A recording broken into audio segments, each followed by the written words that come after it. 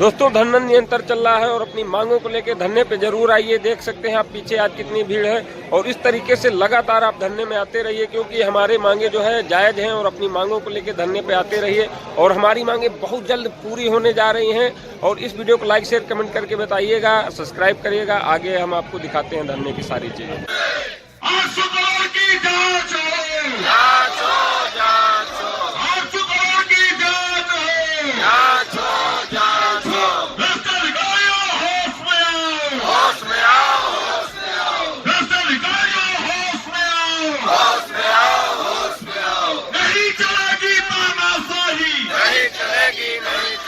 उन्होंने किया क्या है? यही किया है, इसके अलावा क्या किया है?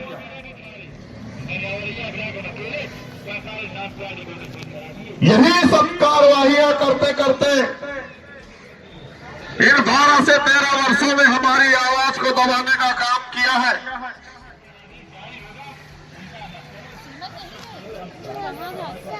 यह आवाज अब दबने वाली नहीं है। बाबू को ये आवाज क्रांति ला चुकी है और प्रदेश से छोड़ो, यह क्रांति आपकी दिल्ली तक पहुंची है। और जब क्रांति आती है तो आजादी मिलती है। और आजादी आपको किस तरह से मिलेगी, कैसे मिलेगी, ये मांगे हमारी पूरी होगी तब हमें आजादी मिलेगी। क्यों? क्योंकि हम सफर में इतने आगे जा चुके हैं कि अब मंजिल दूर नहीं है। अगर यह सोच करके हम पीछे हट जाए कि अभी मंजिल कितनी दूर है, तो आने वाले समय में फिर से हमको 1 2 3 शुरू करना पड़ेगा, तब फिर हम 53 दिवस पर पहुंचेंगे। इसलिए साथियों से मेरा निवेदन रहेगा कि इस कार्रवाई को रुकने मत देना, ठहरने मत देना। ये अगर कार्रवाइयां करते हैं तो करने दीजिए, अगर ये सस्पेंशन भी करते हैं तो इस कार्रवाई को रुकने मत दीजिएगा। मैं आपकी लड़ाई अंतिम चरम सीमा तक लड़ूंगा जब तक आपकी मांगों पर शासनादेश निर्गत नहीं हो जाएंगे। प्रबंधन प्रशासन को नहीं पता है कि यहां धरना प्रदर्शन चल रहा 53 दिवस से, जाकर के पर क्षेत्रों में भ्रमण कर रहे हैं। अगर उनको नहीं पता है तो इस चैनल के माध्यम से, न्यूज अखबारों के माध्यम से और जो हमारे द्वारा पत्राचार किए गए हैं, उन पत्राचार के माध्यम से संज्ञान में ले लें कि हम अनिश्चितकालीन धरने पर गए हैं। और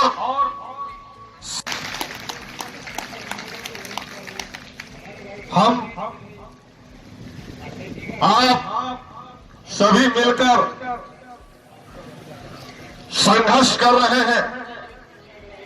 और संघर्ष की लड़ाई जब चलती है,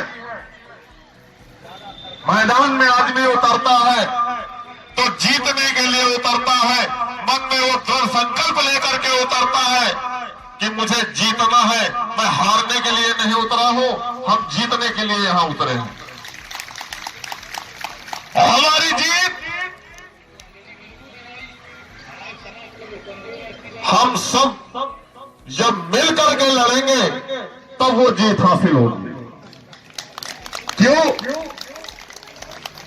क्योंकि हक हम आप सभी का है। वो माइक बंद करो, सीटी मार रहा। क्योंकि ये संघर्ष हम आप सभी का है। जितना हक हमारा मारा गया है, उतना हक हमारे हर एक साथी का है। जितना नुकसान मेरा हुआ है, उतना ही नुकसान आप सभी का हो रहा है। हम देखते हैं हमारे पार्क पर क्षेत्रों में हमारे कर्मचारी साथियों की वो दयनीय स्थितियां हो चुकी हैं। उन आर्थिक स्थितियों से टूट रहे हैं हमारे साथी।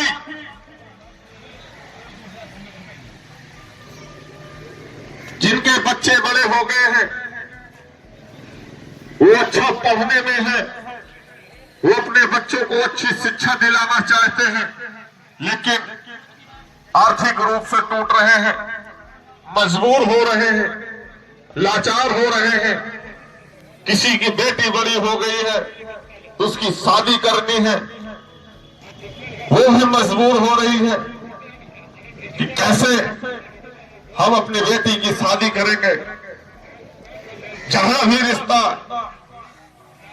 हम आप सभी लोग देखते हैं, सभी लोगों की इच्छाएं होती है कि हमारी बेटी को एक अच्छा वर मिले, सज्जन मिले, सुशील मिले, जिससे मेरे बेटी जिस परिवार में जाए उस परिवार में हमेशा खुशियां मिले उसको। उसके लिए आज के समय में जो दहेज चल रहा है और सबसे बड़ी मोहर जो आपके माथे में लगा दी गई है, गवर्नमेंट एम्प्लॉइज, सरकारी कर्मचारी, जब ये सरकारी कर्मचारी की मोहर लग जाती है तो साथियों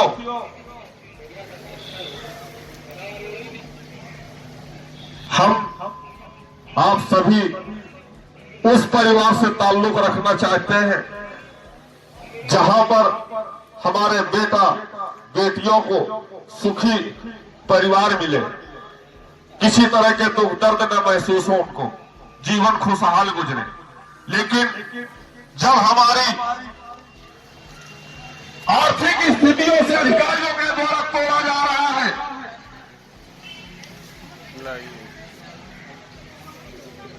तो हम अपने परिवार में आने वाले जो भविष्य इस देश के, हम अपने बच्चों का भविष्य सुनहरा कैसे तय कर सकते हैं। आज के समय में शिक्षा इतनी महंगी है।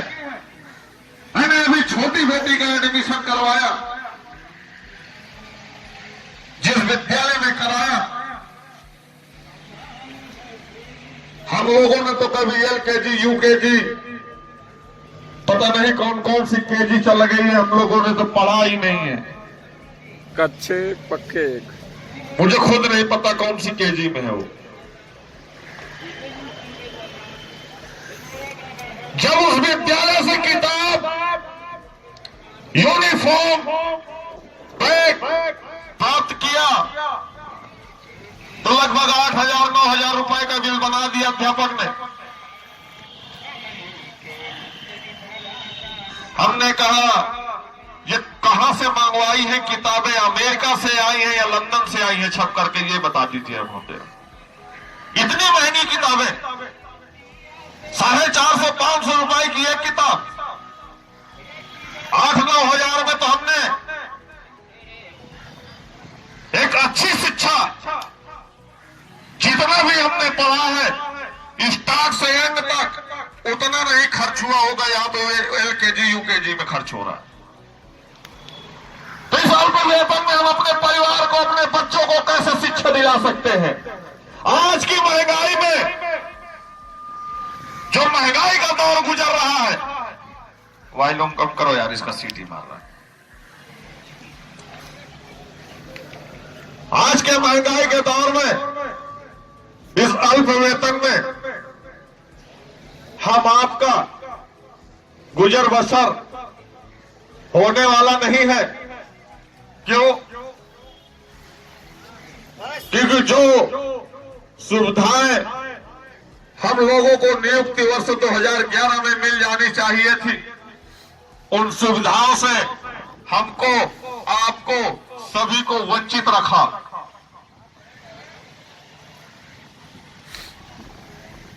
ऐसा लगता है कि चतुर्श्रेणी की जो भर्ती होती है वो सिर्फ शोषण करने के लिए, उन पर शासन चलाने के लिए नियुक्ति होती है।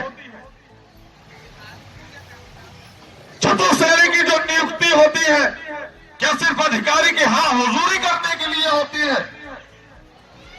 चतुर्श्रेणी की जो नियुक्ति होती है, क्या सिर्फ अधिकारी की कुर्सी पोषने के लिए होती है? नहीं,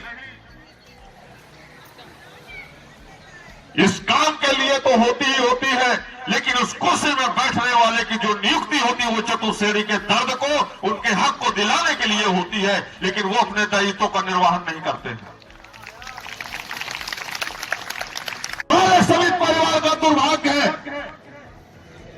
किसी एक विभाग में एक आईएएस पीसीएस का ऑफिसर बैठता है और उस विभाग का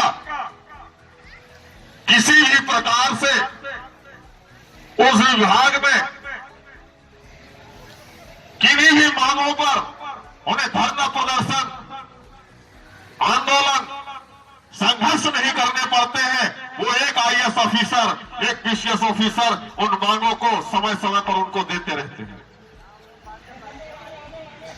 यह हमारा सौभाग्य है कि हमारे विभाग में एक नहीं, दो नहीं, तीन नहीं, पूरे 12 आईएएस मिले हैं। और उसके बाद भी स्मारक परिवार में कमियां ही कमियां नजर आ रही हैं। कौन से वो 12 आईएएस ऑफिसर है, वो कौन से बोर्ड मेंबर है 12 जो हमारी मांगों को सुनते नहीं हैं, हमारी मांगों को पूरा नहीं करते हैं?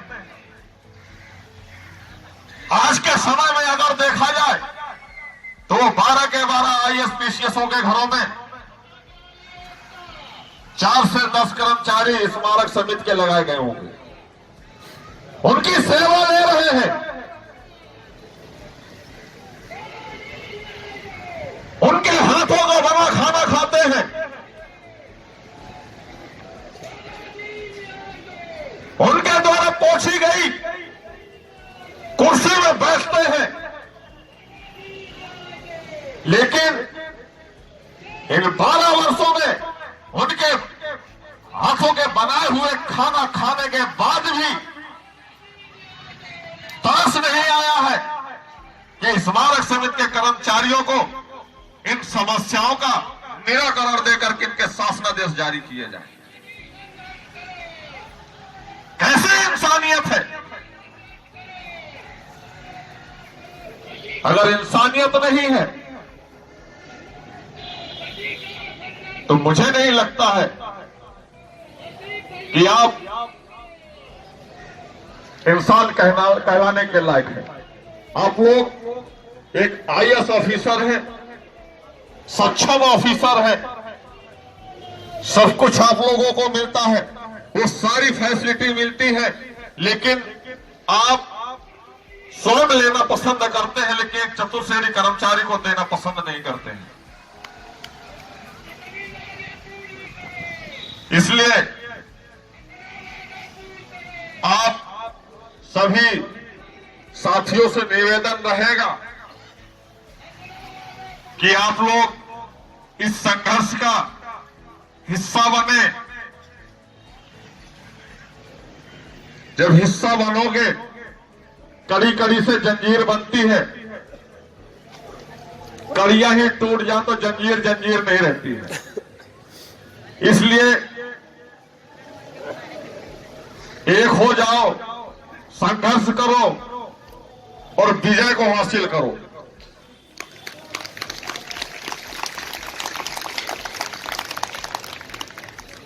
तेरह वर्षों में आपके बीच बहुत से लोग आए होंगे,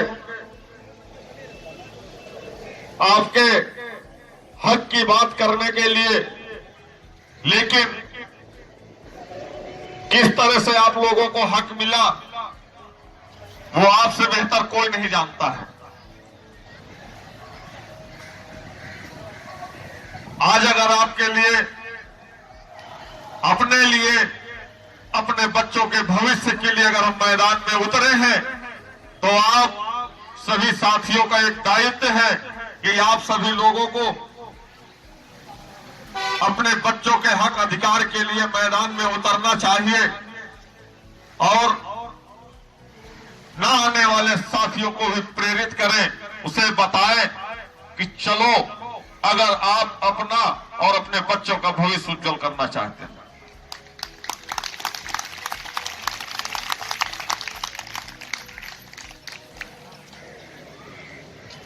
हम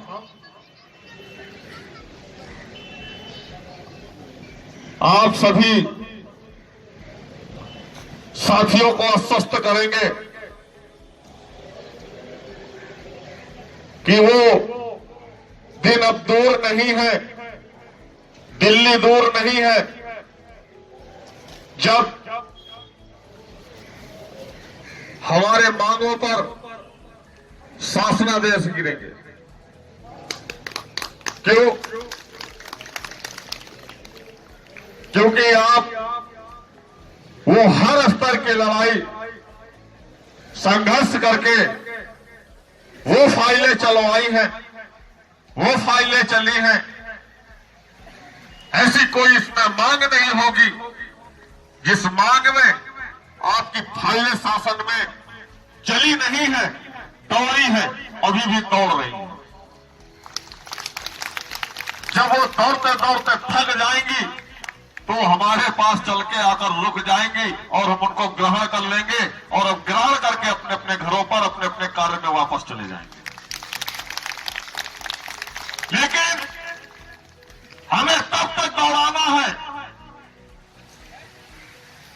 जब तक वो थक नहीं जाती है, चलते चलते अस्थिर नहीं हो जाती है, उनके हस्ताक्षर नहीं हो जाते हैं, हस्ताक्षर होकर हमारे पास शासनादेश नहीं आ जाते हैं, तब तक हमें दौड़ाना है उनको।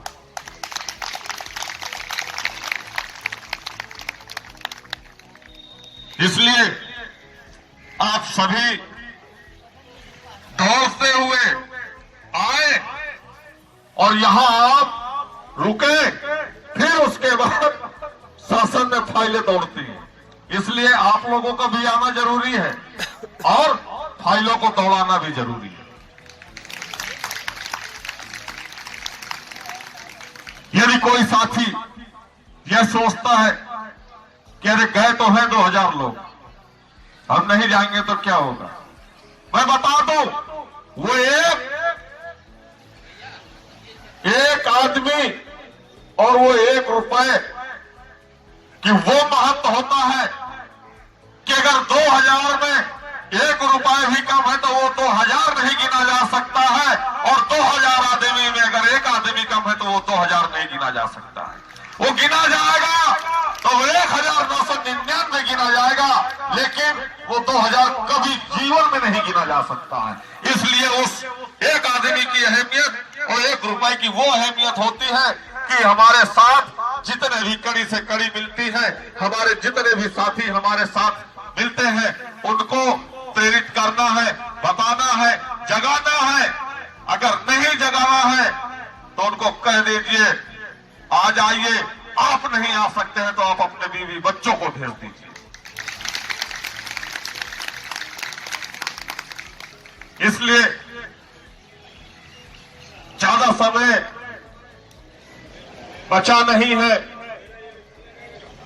और यह संघर्ष करके अपने अधिकारों को ले लीजिए, छीन लीजिए। उन अधिकारियों से जब कोई चीज मांगने से नहीं मिलती है तो उसे छीनना पड़ता है, और छीनने के लिए आपको हमारे साथ वो तिथि जो निर्धारित की गई है, वो समय अनुसार वो अन्य संगठनों के माध्यम से वो प्रदेश के वो चतुर्थ श्रेणी के कर्मचारियों के साथ और अपने साथी के साथ उस नियत तिथि में माननीय मुख्यमंत्री महोदय जी के आवास और विधानसभा पहुंचकर हम लोग ज्ञापन सौंपने का काम करेंगे, अगर हमें समय के अंतर्गत हमारे शासनादेश से निर्गत नहीं होते हैं। क्योंकि हमारा स्मारक परिवार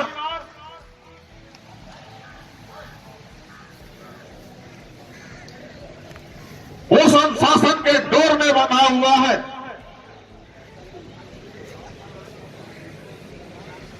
कि आज तक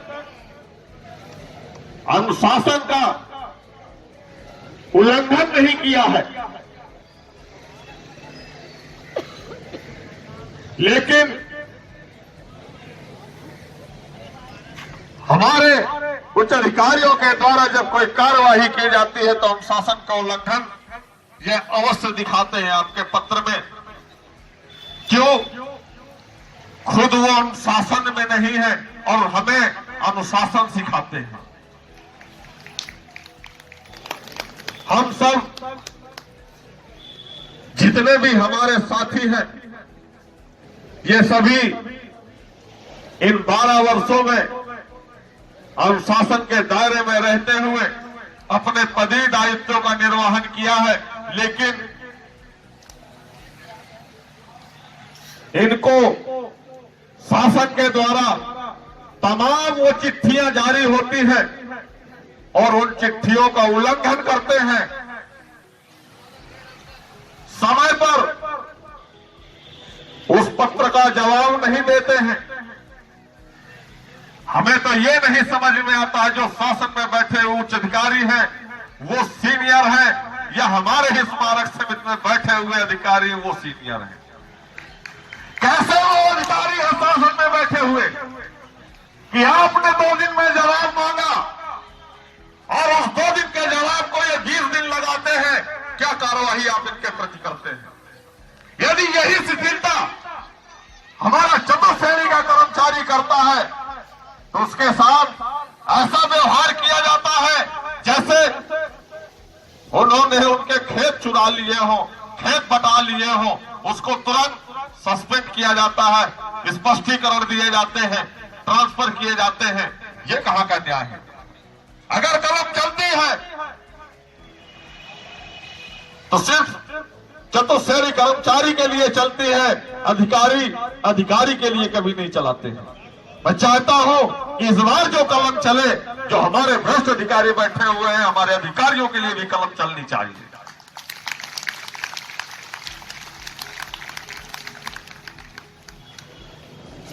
आज तक का दर्द यही रहा है कि चतुर्श्रेणी का कर्मचारी अगर कोई गलती करता है तो उसको सस्पेंड किया जाता है और सस्पेंड करने के बाद उसको नोएडा और बादलपुर संबद्ध कर दिया जाता है। एक तो वो अल्प वेतन भोगी कर्मचारी, वैसे वो आर्थिक और मानसिक रूप से उच्च अधिकारियों की प्रताड़ना से परेशान है। उसके उपरांत निलंबन के दौरान उसका आधा वेतन, उसके बाद भी जो है आप नोएडा बादलपुर संबद्ध, ये कौन सा न्याय है? अरे आपने निलंबित कर दिया, चलो ठीक है, उसने गलती की, उसको निलंबित किया, लेकिन निलंबन के दौरान उसको नोएडा बादलपुर संबद्ध वो अपने परिवार के दायित्वों का निर्वहन कैसे करेगा? आज तक जितने भी सुपरवाइजर से लेकर के प्रबंधक तक कार्रवाई हुई है, किसी भी एक सुपरवाइजर व्यवस्थापक प्रबंधक को निलंबन के दौरान नोएडा बादलपुर संबद्ध किया गया हो तो एक प्रमाण दे दीजिए। हम आपको तो 10 प्रमाण ला करके दे देंगे चतुर्श्रेणी कर्मचारी के साथ आपने क्या किया है। अपाया सरकार भौतिक निलंबित हुई, उनको एलडीए अटैच कर लिया गया। श्री योगेंद्र कुमार जी प्रबंधक वो सस्पेंड हुए, उनको लखनऊ विकास प्राधिकार संबद्ध कर लिया गया। इंद्रपाल सुपरवाइजर वो सस्पेंड हुए, उनको एलडीए संबद्ध कर लिया गया। ये व्यवस्थापक सस्पेंड हुए, उनको जो है लखनऊ विकास प्राधिकार संबद्ध कर लिया गया। आखिरकार चतुर्श्रेणी ने बिगाड़ा क्या है आपका? जो आप नोएडा और बादलपुर संबद्ध करते हैं और वहां पर बैठे हुए जो जांच अधिकारी होते हैं वो कभी घटना स्थल पर आकर के मुआयना नहीं करते हैं। हमने पूछा था 2015 में इन्हीं चाटुकारों के कारण, उस समय भी हम आवाज उठाते थे जब नया नया संगठन हमारे धनंजय मौर्य जी का हुआ था। मैं भी कांसीराम से वाइस प्रेसिडेंट था उस समय। चतुश्रेणी कर्मचारियों के साथ छल किया गया। उनको लगा कहीं ऐसा ना हो पोल खोल दी जाए, तो हमारे साथ ऐसा छल किया गया कि हमको बादलपुर संबद्ध कर दिया गया। और बादलपुर संबद्ध करने के बाद जो हमारे जांच अधिकारी नियुक्त किए गए श्री विजय सिंह, सहायक प्रबंधक प्रभारी, जब हम गए वहां पर तो उन्होंने कहा आ गए। हमने कहा हाँ सर आ गए। योगी जी अब सुना पुकार, हम पे हो रहा अत्याचार, हमारी मांगे पूरी हो, हमारी मांगे पूरी हो, चाहे जो मजबूरी हो। हम रोज बताते हैं आपको, हमारी मांगे पूरी हो। आवाज दो, आवाज दो, आवाज लगाओ जोरों से, आवाज लगाओ जोरों से, हमें बचाओ चोरों से। 800 करोड़ की जांच हो, जांचो जांचो 800 करोड़ की जांच हो। जांचो जांचो, भ्रष्ट अधिकारियों होश में आओ, होश में आओ, होश में आओ, भ्रष्ट अधिकारियों होश में आओ। होश में आओ, होश में आओ। नहीं चलेगी तानाशाही, नहीं चलेगी, नहीं चलेगी, नहीं चलेगी तानाशाही, नहीं चलेगी, नहीं चलेगी, नहीं चलेगी गुंडागर्दी, नहीं चलेगी, नहीं चलेगी, नहीं चलेगी गुंडागर्दी। नहीं चलेगी, नहीं चलेगी। कर्मचारियों की कार्यवाही वापस लो, वापस लो, वापस लो, कर्मचारियों की कार्यवाही वापस लो, वापस लो, वापस लो। 800 करोड़ की जांच हो। जांचो जांचो, आवाज दो, आवाज दो, हमारी मांगे पूरी हो, हमारी मांगे पूरी हो। मजबूरी हो। आवाज दो, नहीं डरेंगे हुड़की से, जीत लेंगे कुर्सी से, नहीं डरेंगे हुड़की से। जीत लेंगे कुर्सी से। कर्मचारी एकता, अरे कुछ गुंडागर्दी नहीं चलेगी, नहीं चलेगी, नहीं चलेगी, गुंडागर्दी नहीं चलेगी, नहीं चलेगी, नहीं चलेगी, तानाशाही नहीं चलेगी, नहीं चलेगी, नहीं चलेगी।